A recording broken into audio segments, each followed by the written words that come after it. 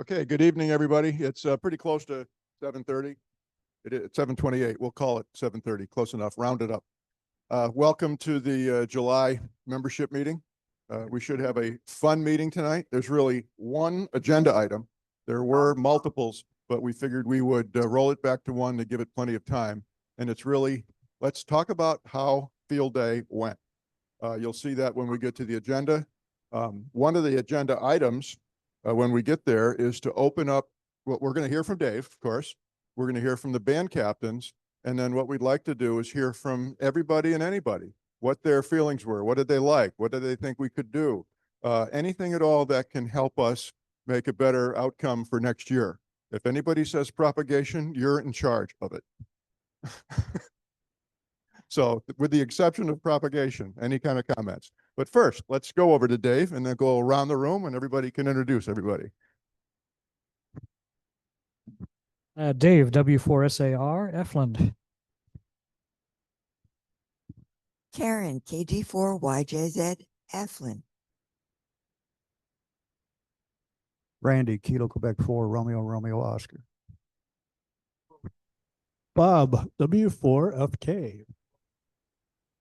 Paul, N0US.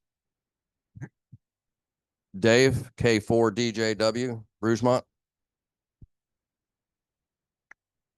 Dave, NA4VY, Cedar Grove. The other Paul, N2XZF from Butner. Dan, KR4UB, Southwest Orange County.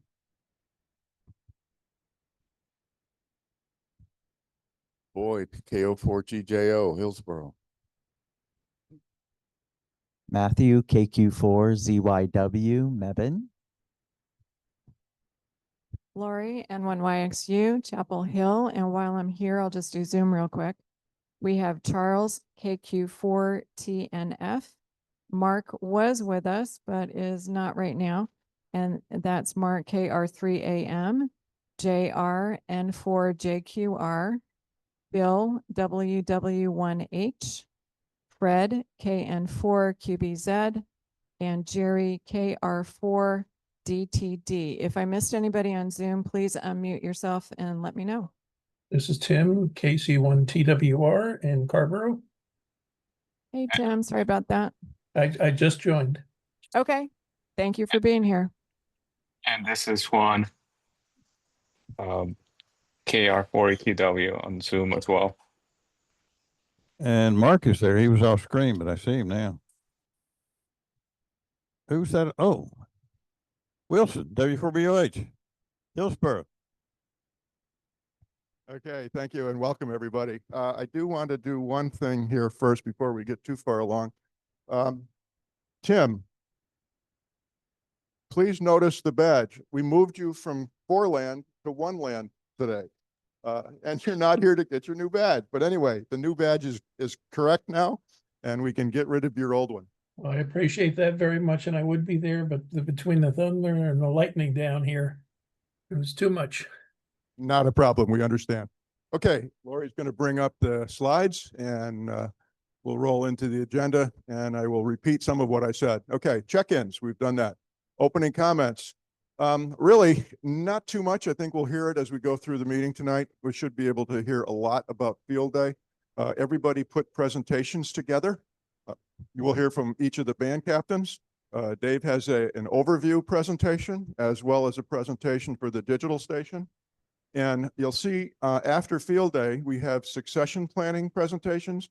What we want to do is make sure we allow plenty of time for field day. When we did the June meeting, we kind of ran out of time. And we did the succession planning presentations, I think in 3.7 minutes, something like that. So rather than be pushed for time, we're going to push the succession planning to August. And I've already talked to Ron and Boyd, and they're fine with that. So we have 3 agenda items for August, Ron, Boyd, and then Ron again, with the quarterly treasurer's report, which will be a couple months late, but that's okay. We'll still have the quarterly treasurer's report. So with that, let me ask if there's any comments, questions from the floor or from Zoom, and then I'll pass this mic over to Dave. Okay. Hey, Ron. Okay, let me give the microphone to Dave and I will go sit down.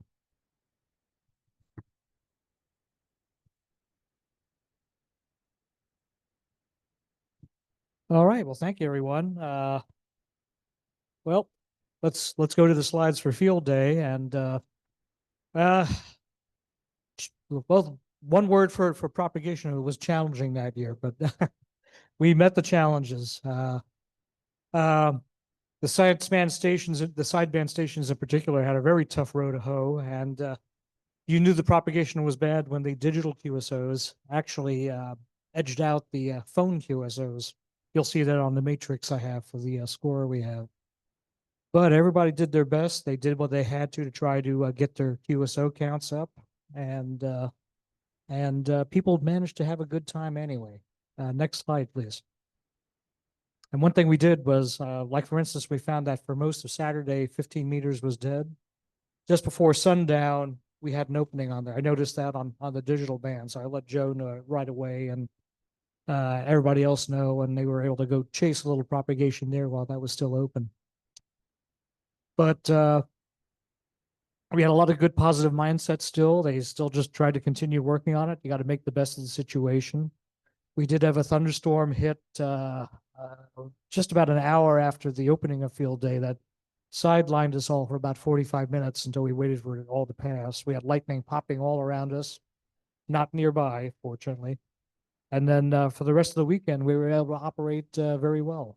So, but like I said, numbers probably would have been lower than last year, but all of the North American contestants, we knew we're facing the same thing, so we were still able to compete.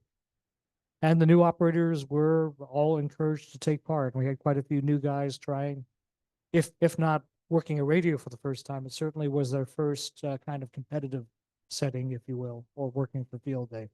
And they took to it very well. Next slide, please. And these are the results. CW has always led the way, 1,319 QSOs total.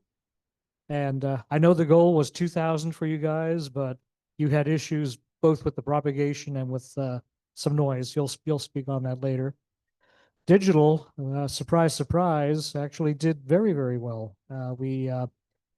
I set a personal goal with my station of 250 contacts. We managed to do 269, so I was very, very happy with that. Between that and the 10-meter digital contacts was a total of 295 altogether for digital. Sideband took a beating this year. It was just 289 contacts overall for all the different bands. And like I said, they got slightly edged out by digital, so that's how you kind of know that they had a very tough time of it. But they persisted and they tried to do the best they could. So total of 1,903 QSOs for all the different stations put together, all the different modes, all the bands. Next slide, please. And this is a comparison between this year and last year for all the same. So digital this year, we actually edged out last year's by just a few points. I'm very happy about that.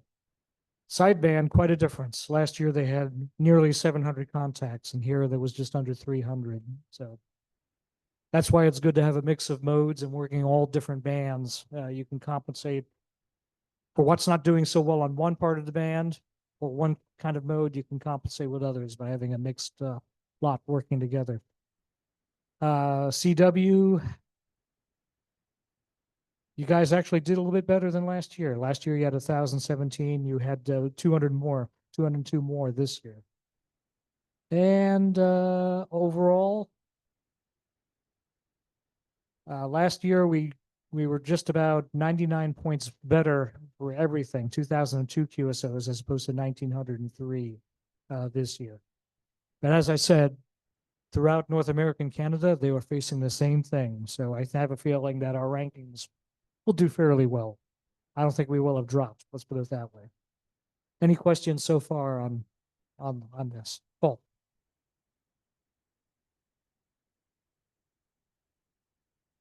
All right, let me look at your logs then. I'll correct that if that's the case. That's what you sent me, that's what showed up on, when I pulled it in.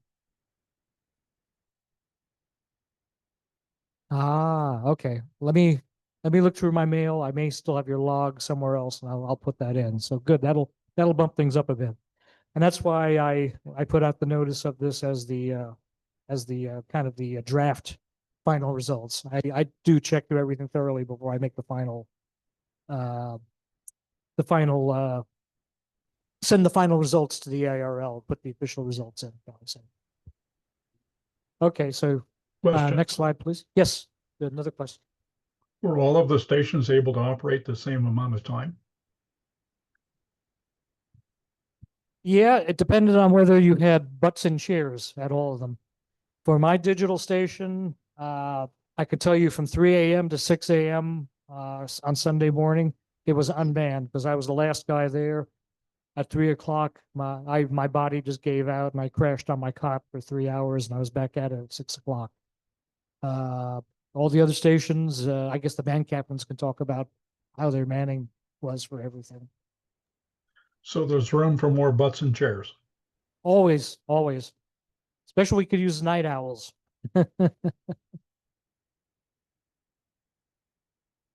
Sorry again?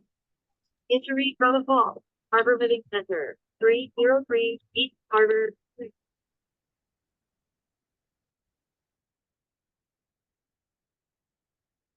Okay, I'm not sure what that was there. Okay, and yeah, 4015 I was just told was very well manned throughout the clock, so that's good. Next slide, please. So this is what I was talking about, the preliminary final score, which is actually going to go up a bit because I have a few more contacts to put in for 10. So the QSO points for single sideband, it's 1 point, for Digi and CW, it's 2. Added up all those points together, our total QSO points was 3,517.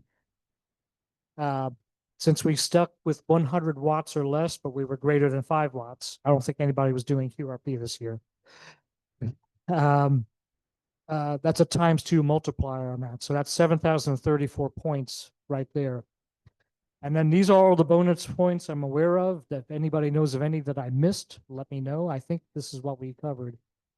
Via PSK 31, I copied the field day bulletin put out by the ARL. That's 100 points right there. The safety checklist that Bill ran for us gave us 50 points. Social media, yeah, I refreshed our Facebook page that we do for field day, though there wasn't a lot of activity on it. I answered a couple of questions. That was it, but I counted as active social media. So it will be 100 points there. Daniel Brzezinskis was our youth op, so he did an FT8 contact for us. I'm not sure if he went to any other stations and made any voice contacts as well, but he did that for us. When I do the web submission, that'll be 50 points. Media publicity, we were supposed to have a reporter come out from the that triangle paper, the Independent. I don't think she came out to the site. So, and I don't, unless she's published anything, we don't get the bonus points for that. Bob?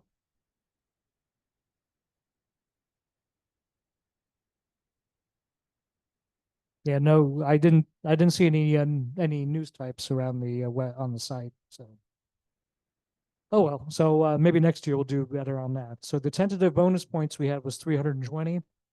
That gives us our grand total of 7,354. So we actually did 309 points better than don't ask me to do quick math in my head.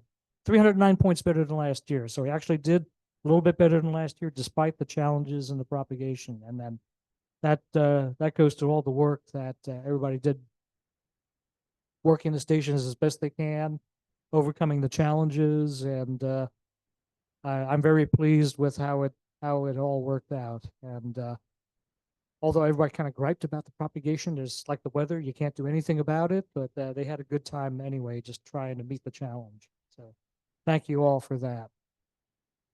And next slide.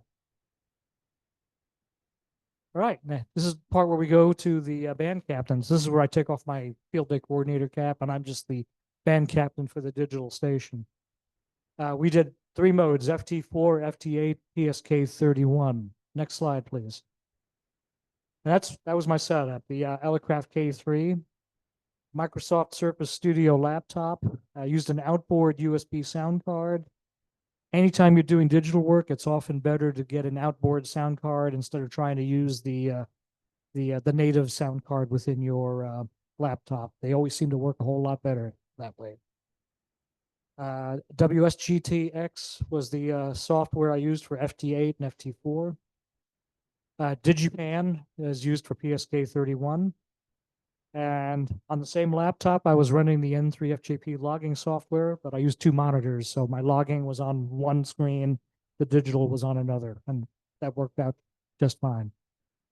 15 and 20 meters I did on the G5RV antenna, and that looks like it worked pretty well. And then 40 meters was on my homebrew quarter wave vertical antenna, which I've been using for years and years, and it seems to do a pretty good job. Next slide, please. All right, some things about the operations. Last year, I had a huge problem with the sideband station right next to me that whenever they keyed up, it swamped the receiver on my station to the point where it was tripping my Vox circuit and everything. Even though I tried to decrease the sensitivity, it was just kicking it over, and I couldn't operate half the time because I had to wait for them to stop keying and then I'd do something. So I found that by moving myself out of the garage onto the field, that problem went away. So I had no problems in that regard this year. I did run into a few decoding issues with FT4 on some of the bands. I'm thinking maybe timing drift on the clock. I don't know. I was using an app that supposedly would look at the time signatures of signals I was receiving and adjust my clock accordingly. So it would keep correcting the computer clock. Maybe it was something else causing that problem. I found out on FT8 we had no problem decoding at all. And although we were getting a slower turnaround time with it, we weren't getting any drops in communication with that. But also for the new guys who are just trying out the mode for the first time, FT8 takes twice as long for each exchange to take part. And for the new guys, it made it a whole lot less frenetic. They were a bit calmer and able to actually work through the sequence of doing the QSOs. I think they were a lot happier doing FT8 than FT4. So, although when they really got the hang of FT8, some of them were able to jump over to FT4 and do that one, which was a lot faster. We just worked a couple of contacts on PSK 31. That's keyboard to keyboard. Takes a lot longer to turn things around, but I picked up a few QSOs that way I didn't catch on FT4, FT8. And also, that worked fantastically on copying the ARL Field Day Bulletin. That was 9 p.m. that Friday evening. So I like to catch that bulletin because it doesn't cut into any operating time when the contesting, the field day starts itself. I had virtually 100% copy. I only had one misspelling I could see on one word and correct that on that. So basically, I just let the field day bulletin go into the receive buffer on the Digipan program, cut and paste it, drop it into a notepad file. We're done. It goes as documentation for our bonus points with the ARL. The automatic tuning unit within the K3 handled the G5RV without any issue. I had no problem having it tuned to each band we were working, 20 or 15. And the 40-meter vertical antenna, I can adjust that so that it's resonant at the center of the digital portion we were working. So we've measured it. It's like 1.1 to 1 SWR when that thing is up. And the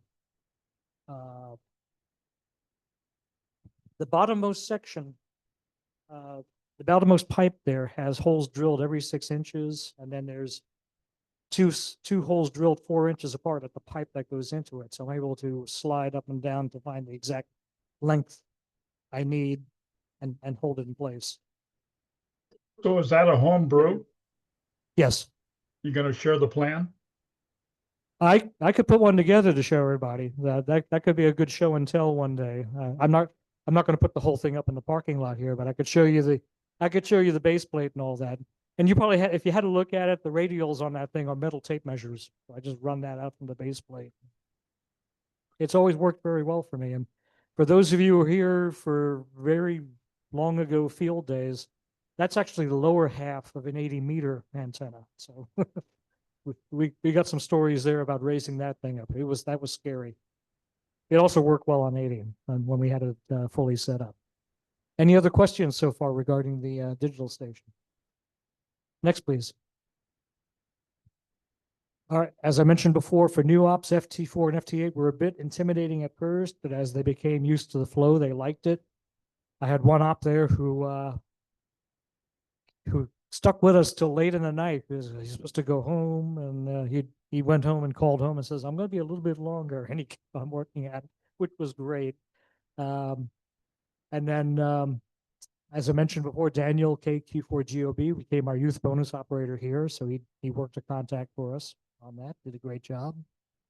And several others helped with ops. So I was kind of like mother hen initially when I had the station first set up, just kind of coaching everybody and watching closely, making sure they weren't dropping QSOs, but they picked it up and started going with it. By the end of the operating time on Sunday, Chip and Paul there were they were the dynamic duo. They were a fierce hunt and pounce team, and they were racking up QSOs. And the fun part is the very last QSO was done with like seconds to spare before 2 p.m. rolled around on Sunday. And Chip was working it. And Chip goes, "Did I get it? Did I get it?" And we're both hollering on, hit enter, log it, enter. And he hits the button, and it was like 7 seconds to spare, and we hit 2 o'clock. So we got that last QSO in. It's a lot of fun. The goal was at least 250 QSOs, and we made 279. So I was very, very pleased with that. So I think that wraps up for the digital station. Thank you.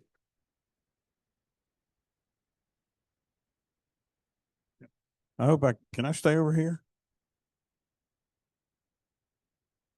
I will stand up.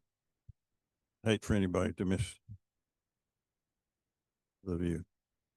Doesn't matter. I don't need to be on the camera. So here's the thing. Over the years, your station tends to get a little cluttered, you know. Some wires go one way and some wires go the other, and you're not always quite sure which is which. So if you would like to resolve that situation, just volunteer your station for field day, and then it will be completely destroyed and started again from scratch, which was a good thing. We did that. We had 2 radios, and we had some switching with good old timey electric relays and coaxes, and we were able to send either of our low frequency antennas to either radio. And when Bruce saw that, he thought it would be a really good idea to be able to switch the beam to either radio. So sure enough, we looked around for some more little short coaxes and switches, and then we could put the beam on either radio. So it was a good setup. The high bands 10, 15, 20 were a tri-bander, an old A3, which is permanently up standing beside my chimney. An off-center fed dipole that goes across the backyard. It's about 90 feet, so it has about 20 feet grouping down on each end, which is really good technique. If you are a little short of space, most of the radiation on a dipole comes from the middle, half, 2/3. So you can drop those ends without losing very much at all. And we had what used to be an 80-meter loop, which was a great antenna. It was up about 60 feet until one of the lines broke, one of the support ropes, and it fell down across the beam. So, of course, I had to get it off the beam. So a good way to do that was to cut the wire. So the feed point now is still up in the tree at 60 feet. And one side of the antenna is about a 20-foot vertical that hangs down. And then the other side is the three sides that go up one side of the house, across the front yard, and back across the house, lying on the roof. So it's a little bit unique, and it would be really hard to draw it, so it would look good in QSD. But it works actually remarkably well. We had a Johnson Matchbox. Anybody ever heard of a Johnson Matchbox? That's what I thought. They were real popular when I was a kid in the 50s. And they still are among a certain class of people, which includes me. It's a balanced line tuner that includes air core coils link coupled to generate the balanced feed, and very efficient, good old tuner. We had also an MFJ balanced line tuner, which has some ferrite in it, but not a whole lot, and a very similar circuit. Bandpass filters, Bruce always carries a big box of bandpass filters, and we scattered those around the station wherever we thought we could put one. And none were blown up this year, which has been known to happen. Let's see. Yeah, switches, relays, jumpers. Most of it is disconnected now. It's taken a while to get back to normal, partly because we had some interference between the stations, and we wanted to work on that. So it didn't actually take very much apart. But that has been done now. So Bruce came over Thursday, and what hadn't been destroyed during field day was destroyed Thursday. And for some reason, my DSL line has quit. I don't know how we could have stopped the DSL, but it looks like it's not coming in anymore. We used N1MM, and Bruce was a good tutor and fixed it up so I didn't have to look at many boxes. And I learned to press the buttons, and I made quite a few in the night. Paul very generously furnished 2 large monitors, which gave room for all the boxes of N1MM that Bruce wanted to put on the screen, and 2 wireless keyboards and 2 wireless mice. One of the keyboards went west, so we had to search around in the land of magic and get a USB keyboard, and that served us for the rest of the time. We have another one. So Do you have an as-built plan for that for next year? I'm sorry, what? Do you have an as-built plan for that for next year? You can reproduce that worked? Some of it's in Bruce's head and some of it's in mine. And there may be some in Howie's head, Howie Hoyt. I think that's a no. Yeah. Now, if more people had been there who are skilled in documentation and so on, they could have made a plan. Got quiet, didn't it? So I think most people know Howie. He's a good operator and a wonderful, nice guy. Never's Bruce, also a good operator. Steve Jackson, we haven't been seeing much, but he came in at midnight and did a fairly ambitious shift till nearly morning time. Well, I think it was morning. Kevin Alt, I don't think he's on Zoom. Kevin is an interesting guy, lives down Pittsburgh way. He's a retired submariner. And so he's really good at concentrating and paying attention to what's important because, on submarine, there are a lot of things that are important. He actually was a reactor operator. So he was able to manage a K3 without any particular trouble. And he did several hours of great operating. Ben, I saw Ben down there, but I didn't really get a clue what he did. Oh my goodness. I turned over my coffee. You shouldn't let me out of the house. Do you remember how many Ben made? Okay, so he didn't stay real long. And Sherry came, I also didn't see her. A few. She has been learning CW, and I hope she gets out next year and does her share, so to speak. Okay, is there another one?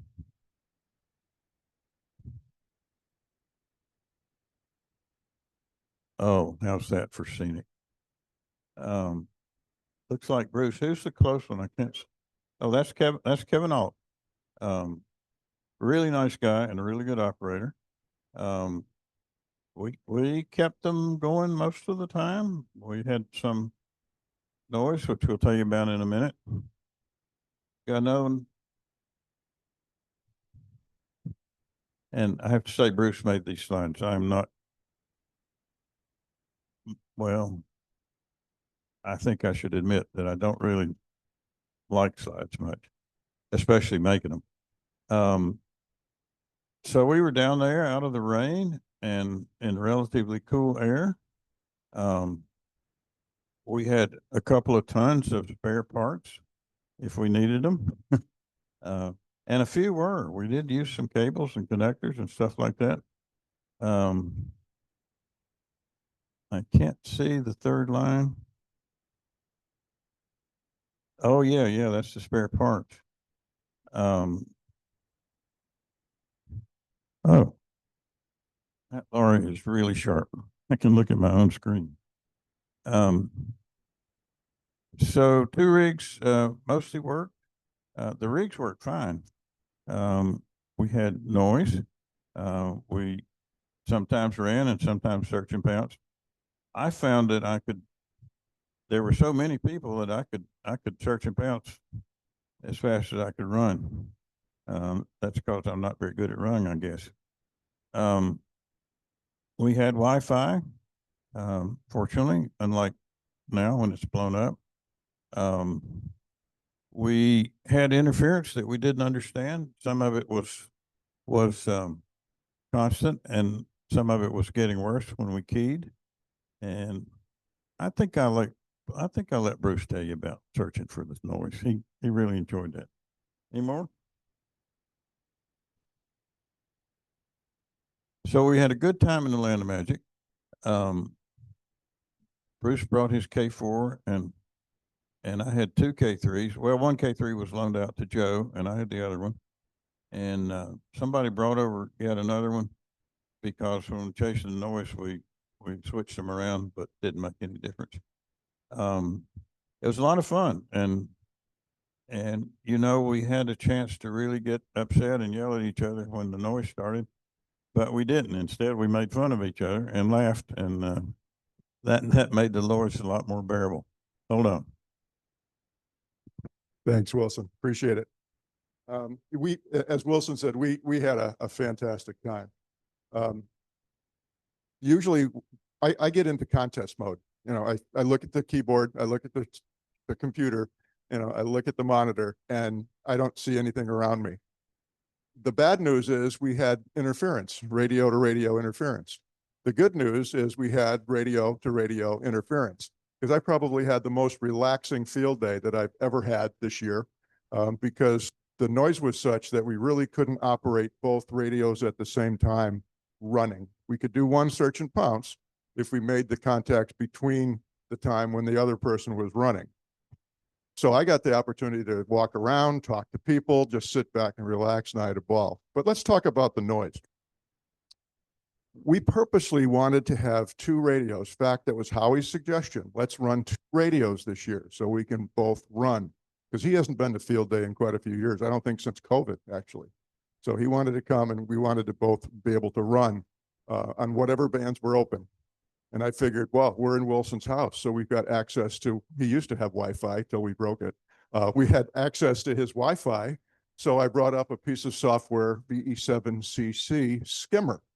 So we were logged into Wilson's Wi-Fi and I had it set up so that it was essentially reporting anybody calling CQ that any of the skimmer receiver stations, either located in any W3 location or W4 location, heard and they would send that information back to the BE7CC software, and we would get it on our computers. And since we had them networked together, we could see it on both of them. So we could see what band was open. We see 10 meters has 12 people or 15 people calling CQ. Quick, jump to 10, jump to 15. So we were able to move around quite a bit. Sort of, had a lot of noise. Move to the noise. When we had one radio on 40 meters, the other radio, regardless of what band it was on, would have somewhere between an S9 and 10 dB over S9 noise. And there's not many stations that are that strong on field day because people have temporary stations set up. There's a 100-watt limitation. You know, there's a few that are going to be strong, but pretty much that noise level was high enough so that it wiped us out. But we worked through it. After we borrowed Dave's vertical, figured let's get an antenna that's far away from us. Let's see if we don't have the problem. We still had the problem. Confused us. Let's try dipole to loop. Still have the problem. Let's flip it. Let's go loop to dipole. Let's go beam to loop. We disconnect everything. We tried everything we could think of. We had double bandpass filters on. We had more tuners in line. We went nuts trying to fix this. And this was Saturday morning. And finally, we gave up about 10 minutes of 2 and said, we got to just deal with it because we don't have any time. So went over to Wilson's on Thursday, and I brought a battery with us. Wilson had a battery, and we said, okay, let's run the K3s off of DC and shut off your main breaker. Just let's eliminate the house. We didn't think that was going to be the problem because we thought it was some kind of a common mode thing where we need additional ferrites and so many twists per foot with the open wire feed line. Well, as soon as we shut off the main breaker, the noise was gone. We couldn't have done that during field day because we needed power and everybody else needed power because every station was running off of Wilson's power. So was not a good time to try to troubleshoot that. But we started going breaker by breaker. And I think Wilson has one of the largest breaker boxes known to man.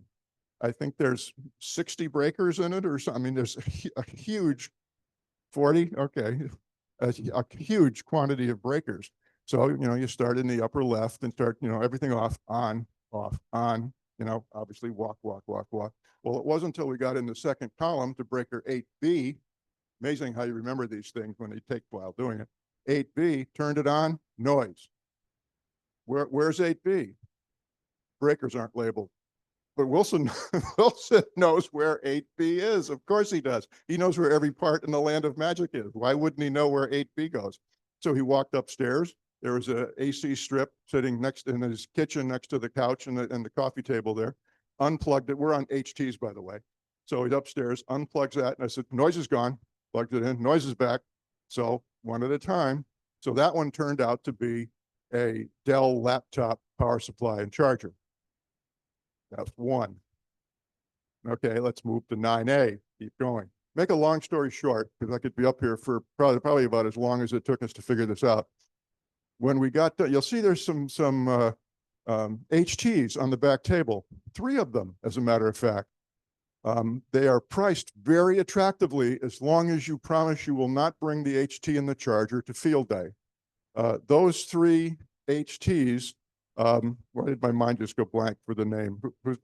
Bofang HT chargers created the majority of the problem that the Dell laptop didn't make. And we had one of those in the land of magic, 2 of them directly over the land of magic, and then the Dell laptop in the kitchen. With those 4 unplugged, we could have had a hell of a good time at field day.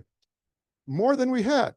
We did have a good time. And Bill has not gone yet. He'll be going pretty soon, talking about the 8020 station. But Bill, I think perhaps the interference that you were getting from us was from the same source. So I think with those HTs unplugged, you would not have had half the interference or maybe any of the interference that you were getting because you were getting the same stuff we were getting. So anyway, that's the end of CW. So is there a prohibition on Bofang for next year? There should be. But you know, at least Bofang chargers, people can bring the Bofangs and they can talk back and forth. But the chargers, Dan's going to explain. I'm a builder operator. Let me give this mic to an engineer. Unless they're tested ahead of time, you need to be aware of inverter power supplies of any type. This was probably noise. I mean, obviously it was the inverters. We saw the 60 hertz pattern repetition patterns. So that was a cue to me that this has to be AC, most likely inverter related. And probably there's two ways that noise gets to your antenna. One of them is conducted. In other words, the power lines coming back to where you were become the antennas that those inverters are putting the noise on. They could be radiating the noise, but if I had to guess from past experience with these kind of measurements, I suspect it was conducted noise on the AC power from the inverters. Thank you, sir. I'm glad this is recorded because this is a master class on how to debug. Oh yeah, it was, well, it is now. We probably should have tried this on Wednesday, and then we could have, gone through the same thing, been ready for Saturday. But let me go back and also address your question about, is the schematic documented? Have you heard the story, Paul, about Fred, about the guys from Compaq that drew the first Compaq computer on the back of a placemat in a restaurant in Houston? Well, this schematic was kind of on the back of a napkin that Wilson put together down in the land of magic. And when I got there, I got another napkin and did the 20-meter of the tri-band beam. So we didn't have placemats, but they were on the back of a couple of napkins. So it's sort of documented. Well, Amgen's business plan was on a napkin as well, so it works. And it did. Is Joe on? Is K4SAR on tonight? Okay. Well, I can I'm now Joe, unless anybody want to do Joe. Anybody operate there enough to want to do this? Okay. Flip the slide. Okay. Joe sent out numerous emails to the on the group's IO site. I saw at least one a week, maybe one every other week for a couple of months prior to field day. So as he says here, he was really concerned that there was going to be a shortage of operators. But lo and behold, not really. Here's the list of operators, and he thinks he got everybody, but at least these were the ones that he could remember that he had pictures of. So it certainly wasn't for lack of trying to try to get QSOs for the 15 and 40-meter sideband station. So we got Michael, Joe, Bill, Adam, Greta, Tom, Bill, and Brad. So Joe really was pleased that you were all able to operate the station. Next slide, please. Okay, as Dave already said, they made quite a few contacts on 40, but 40 was fantastic last year. It was like 500 and some contacts, something like that. And they were way down this year. I don't know if we were bugging them too with the Bofangs. They were quite a ways away, but I don't think so. There must have been some kind of a different problem. And they just didn't get 15 at the right time. Our contacts on 15, I think we made 170, but it's easier on CW than it is on sideband. We can use narrower filters. It's easier to copy the code than it is to copy the audio.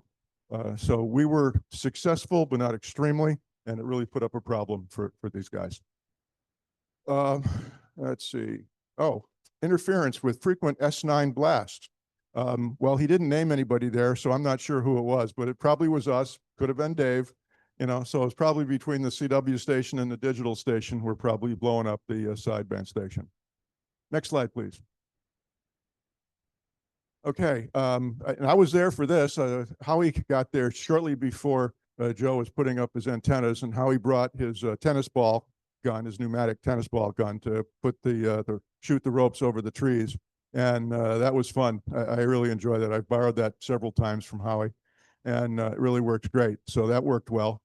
And then, as Wilson already mentioned, he loaned Joe a K3 for the sideband station. And I know one thing that Joe is looking at for next year is he wants to be able to have some kind of an audio control box where he can have a headset rather than a microphone, if you will, separate microphone. So you can have two people operating or one person operating. And if you have a headset and a foot pedal, then you have your hands free if you want to type at the same time. And you can have the second person with another headset, so you can actually go back and forth if you want to with an A/B switch. So he wanted to get that built for this year, but he didn't have enough time. So I know he wants to do that for next year. And that's it. 73 from Joe and Bill. Hey, let Joe know if he wants an A/B switch. I have a spare one here for doing that. This is Ron. Over. Okay, yeah, I think I've seen that. Didn't you bring one of those to a meeting for a show and tell? Yes, I've built one before, but I have another box and another switch that has not been built into such a thing yet. Okay, sounds great. Thank you much, Ron. Okay, and let me turn this over to Bill. I know Bill is on Zoom tonight, so mute yourself, Bill, and jump in there. Hello, I'm Bill. Yeah, I was filling in for Karen on the 8020 station, and we had an absolute blast. So let's talk about it. For antennas, we were using G5RV 60 foot on 20 meters, and then we were using Wilson's 80-meter dipole ladder line fed. I didn't put a bunch of gear on here, but K3s I think are pretty obvious. And then we had some separate tuners for each antenna. The antenna switching on the radio was absolutely fantastic. Really enjoyed that. Bands were noisy, propagation, sure, but like just general noisy QRN. We had a lot of QRM from both directions, right? We were getting heavy digital, which is a bit more constant, and then we were getting more sporadic CW. We found a couple strategies around that, right? We could get all the information before we even made the call to the other operator. And then we didn't really have to listen to them. We just had to confirm and make sure they got us back, right? So that was good. We got a chance to call CQ a couple times, I think 3 or 4 times throughout the night and day, and lots of fun. We had good response. We would kind of pop off for 30, 40 minutes and then it would fizzle out. So we'd go back to just hunting around for people. 171, I think, raw unduplicated. I don't know all of the names of the operators, but Matthew and JR were there. Tim, Bill, Joe, myself, a few others. I think as I was thinking about it, right, like maybe some improvements, like how the antennas are spaced, how they're positioned and angled towards or away from each other, and maybe just having a little bit more flexibility to move to like a third emergency band if some of those QRM situations come up. And I want to give Matthew a shout out as top op for the night, right? Like he absolutely crushed it. I think it was his first sideband contesting sort of experience, and I left at like 3 in the morning, and him and JR are still going. I come back in the morning, and they're like sitting there again, like ready to go. So it was really cool to just watch him kill it for quite some time. I don't know if I have another slide. Yep, nope. So over to Dave. Well, we didn't have any interference. That was the good news. We also had AC, which is really good, but we didn't have a lot of signal. Oh, okay. All right. Okay. So we didn't have a lot of signals. As usual, 10 meters really sucked, but we gave it a royal try. We had a lot of fun. We used Paul's Moxon. We've used that in years past. It works great when there's a signal out there, but there wasn't much. The radios are the same radios we've always used. We have an old ICOM 718 for sideband and my 706 for FPA. It's the same stuff we used last year. I didn't touch mine. I brought it back after a year, which was a problem because I forgot about the software. You know, we used SJT, you know, as our software, and we had a problem with it. And that is that I wasn't real familiar with it because I hadn't used it very often, and so it didn't work. Somehow the settings got changed. And I don't know if you've ever tried to set FT8 up, but there's a lot of weird things that don't make a lot of sense. The good news is I had taken a picture of it at home. So when it didn't work, I got in the car and ran back home and got my iPad and had a picture and came back and set it up. So word to the wise, always have, you know, a diagram of what you've done. We had a weird problem with the transceiver, and what would happen was, during transmission, at the very end, it would trip off the radio. It would go off and then come back on. You know, and so I thought, well, maybe the power was too high because it's running 40 watts. So we dropped down to 30, down to 20, down to 10, and it still would do it. And the weird thing is that the SWR was 1-to-1. And at home, I've never had this problem. So I still don't know what the problem is. Oh. Good. All right, next slide. Oh, here we go. Okay, so, well, we didn't do great. We got 26 contacts. We could have done better, except that I failed to realize that when people were calling CQ Field Day and they didn't have their section and state specified, that it was further down in their transmission. So I was ignoring. Yeah. I don't know why they do that. Maybe they do that so people don't, you know, just sort of log it as a contact when they really didn't contact them. But I could have got some more that way. But we did get 26, and we got 4 contacts on site. We had a lot of fun, but not a lot of score. Next slide. Okay, so I talked about the software and my mistake and the tripping. Slide. And thanks to everybody who showed up. We all had a lot of fun, laughed a lot, and hopefully next year do better. Thank you. Thanks, Dave. Okay, time we got. Okay, it's 8:20. What I would like to do now is kind of open it up to the floor and to Zoom. If you were not at Field Day and you have any questions, please, let us know what those questions might be. We got enough people here and on Zoom to answer them, I'm sure. If you were at Field Day and you say, hey, what if we did this next year? Or what about trying that? Anything at all, because this is a great time, when Field Day is right at the top of our things to think about list, when we should try to capture any items that you may be thinking about.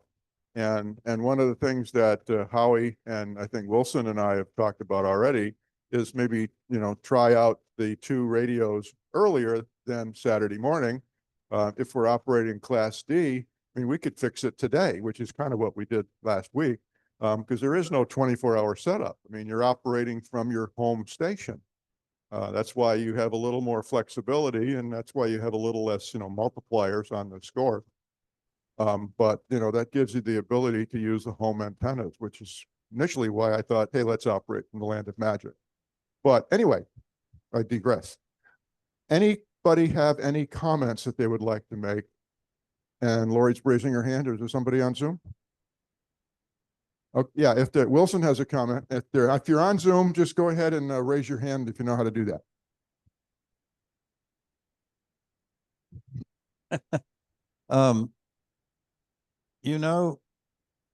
The problem we have is one of energy. It's kind of like when your gas tank runs out or your battery runs down.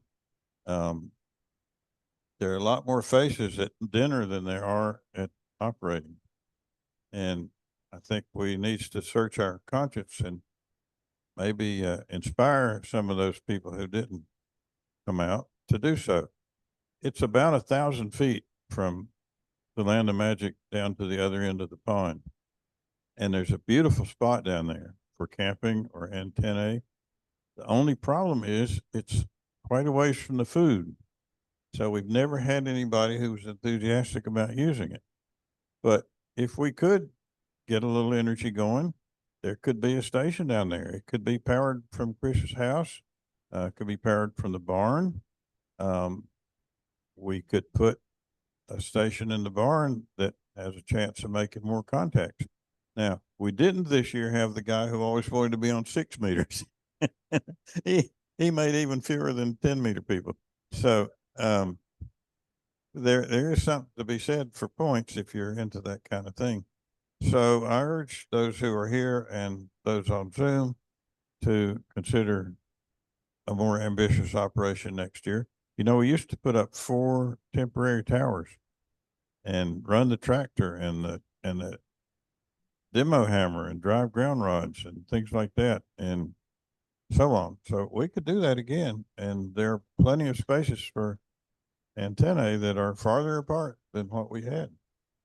And I encourage you to come out. If I'm still here, it can be there and we can make it bigger.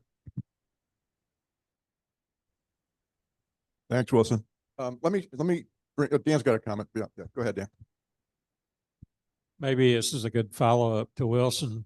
He mentioned the energy thing, and I will apologize personally for my energy this year. We're limited, but I did focus on one thing that I felt was very important, and that was helping our gracious host in any way possible in terms of setting up the location, clearing the location, whatever, helping John KM4MDR for his work that he did in setting up the potluck. There's one points category that would be nice if there was a way to measure it, and that would be something for the quality of the social gathering that happened during field day. I think this year was second to none. Thank you. The other thing that dawned on me, and actually in a prior, maybe this was during COVID, I actually I also maintained a website. And one year I got a comment from someone interested in joining a club. And he had looked at the website and says, do y'all even do field day anymore? Because there were no photographs or not much recording of what happened. So it dawned on me, Sunday morning, I need to get up there and get some photographs. And what I saw there, especially Daniel and his presence at 2 stations at different times, we talk about STEM, that was really heartwarming to see him there and his interest, and other new members who've recently joined the club, and they have showed up, and they've showed up. Some are here tonight and are becoming new members of the club. So somehow in a ranking of inclusiveness to try to get people into the club, we really want them and welcome them. So I guess that's enough from me. Thanks, Dan. Anybody on Zoom? I would like to hear from the new members that were there for the first time. What was their impression? Okay, I'm here we putting go. them on the No, spot. here we go.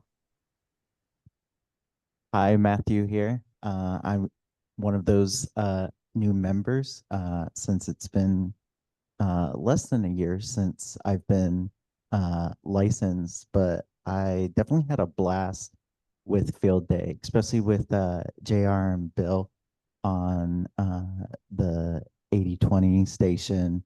I was originally going to try to go to bed early so I could get up early.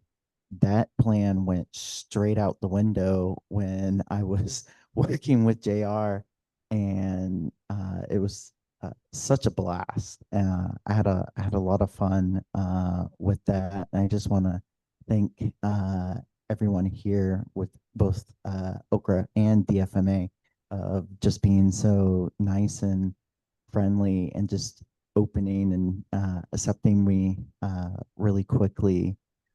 I don't really have a lot of recommendations, I guess, because I'm still learning, so I don't really know all the technical stuff. But I will say definitely next year, if there's any need or help or anything else, if we want to try to put up antennas or anything like that, I'm very much willing to help with that. Thank you, Matthew. And yeah, I'm really glad that you had a good time. And I think you were at an excellent station also, because I know Bill took an extra step to have, I believe he had 2 sets of headphones there. Plus, he also brought an outboard box where he could have a speaker. So if people walked up to the station and the headphones were busy, they could also hear through the speaker. So that was really a nice setup for the casual, I don't know what's going on, but what are you doing person to actually hear what's going on. So a big hats off to the 80/20 gang. I'd like to make a comment about Ben and Sherry. Ben and Sherry have been practicing CW now for maybe a year, maybe not quite a year. I'm not sure how Ben is actually practicing it, but Sherry has taken the CW training from the CW Ops Club, CW University, and her code speed is fantastic. I mean, she went from 3 to 4 words a minute to where she can copy 30 words a minute now. And so she needs to make one more jump. She's still a little bit intimidated. She can do it, but she has to be able to sit there and do it. And unfortunately, we had so much noise that it was not a clear receive path for the signal. So that gave her a little bit of a problem, but she stuck it right out. And she's somewhat familiar with N1MM. She uses it at home, okay, when she does some of her digital contesting. So for her to come in for her first field day and sit down at one of the K3s and make some CW contacts, that was fantastic. And the same thing with Ben. He's never been to a field day, and he sat down, and I worked with both of them because Howie or Kevin was running on the other station, so I that's why we had 2 stations, so we could run on one and teach or search and pounce or whatever on the other one. In both cases, it was their first time out. So where I'm going with this is field day is a year away.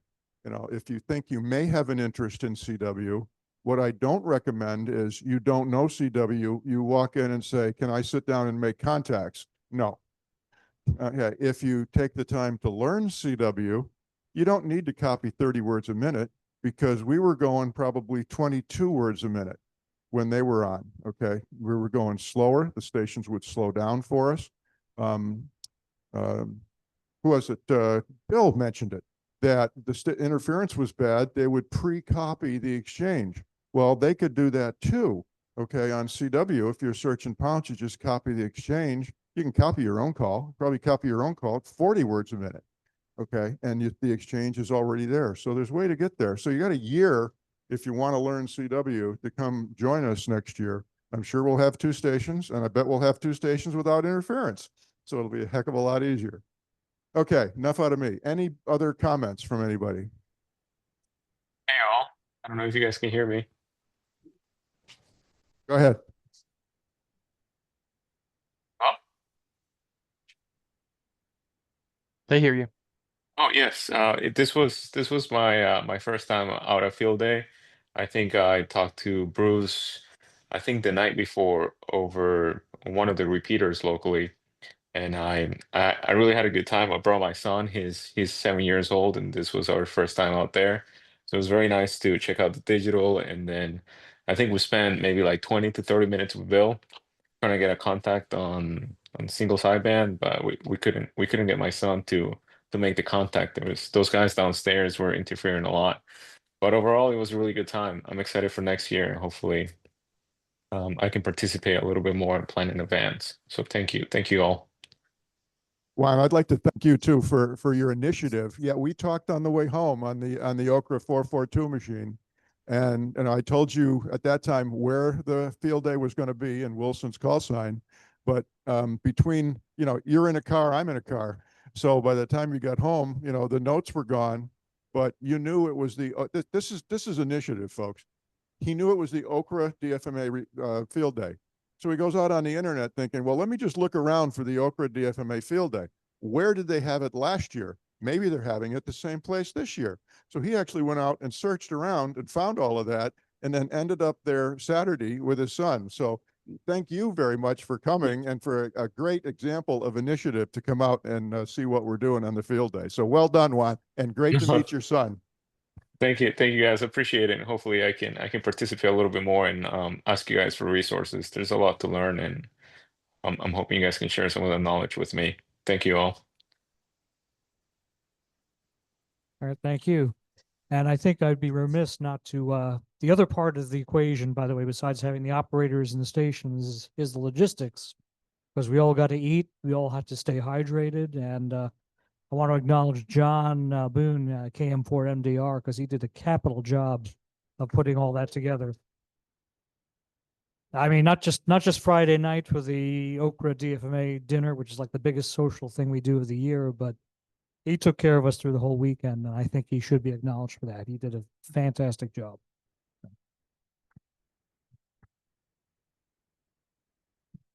Okay, we'd also like to comment on our Saturday night pizzas.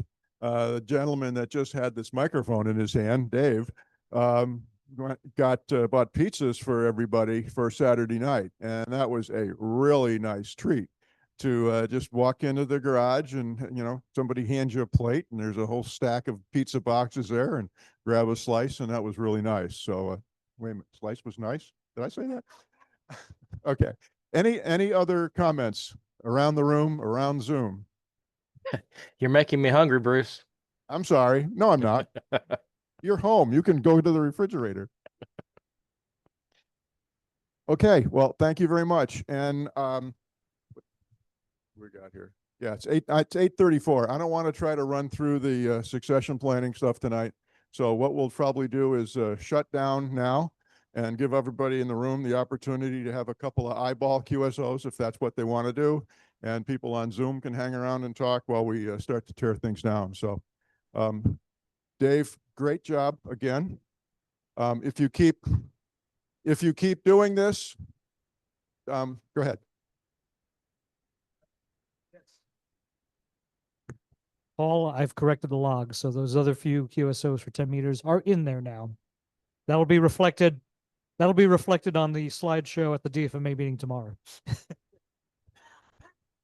Yeah, and if you go through the bylaws, you remember that we put time limits on the elected positions for 4 years, and we purposely left the field day coordinator out of an elected position. So if Dave's willing, he can do it again for us next year. So okay, anything else other than that? We'll tie the ribbons on it. And one more comment. There's always one more thing I've got to say. Succession planning. August, we're going to do succession planning. The vice president and the treasurer are going to present what their roles are, what they like about the jobs, how to get in touch with them if you're interested in learning a little bit more and maybe potentially interested in either being involved as a shadow or maybe at some point being involved as an actual position. But we also need to start getting more people coming forward that are interested in positions. Matthew is interested in the secretary position. He is sitting there tonight with Lori, and they've been running this whole meeting together. So he's getting a good working understanding and knowledge of what it takes to actually run the meeting. So hats off again to Matthew. So we need a few more Matthews that are interested in some of the other positions that the people are leaving this year. One of them is me as president, Lori as secretary, and Boyd, I think you've got another year, I think. I'm not sure. Yes, Boyd. And so we got VP, but we could sure use a shadow for Boyd to work with him and learn the job. And same thing. And Dan has a hand in the air. Ah, okay, good point. So the trusteeship, we changed some of the bylaws verbiage a few meetings ago about the trusteeship to kind of tighten that up a little bit. And essentially the trusteeship is the individual that holds the station licenses for the club. Okay. And it's a very important position. And I'm not trying to say a negative about it, but it's not a constant 24 hours a day, 7-day position. There are specific annual tasks that you have to do. You have to know what they are and when you need to do them, but you don't need to feel like you have to get up every morning and look in your email to find out what arrived in your email overnight regarding trusteeship. Very important, very clearly defined with the roles and responsibilities, but we would like to turn it over to somebody because Dan has had it for a long time and he'd like to take a break. So that would be a good position. Give Dan a call, send him an email, okay? And he can explain it to you. It takes somebody that is detail oriented because the stuff has to be filled out correctly, but it's not a 24/7 position. Is that all accurate? Okay, very good. I don't want to misrepresent. Wilson. Mike, I noticed there's some things on the back table for sale. Please give them a close look because I'm tired of carrying them around. And I call your attention especially to the two more Baofengs.